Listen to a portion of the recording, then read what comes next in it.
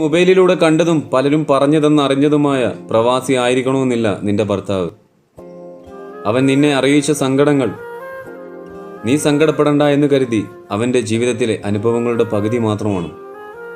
അവൻ്റെ ഉറക്കത്തെക്കുറിച്ച് നീ അറിഞ്ഞിരുന്നെങ്കിൽ, അവൻ്റെ ഭക്ഷണത്തെക്കുറിച്ച് നീ അറിഞ്ഞിരുന്നെങ്കിൽ, അവൻ ചെയ്യുന്ന ജോലി നീ കണ്ടിരുന്നെങ്കിൽ അന്നു മുതൽ നിനക്കുറങ്ങാൻ സാധിക്കില്ലായിരുന്നു.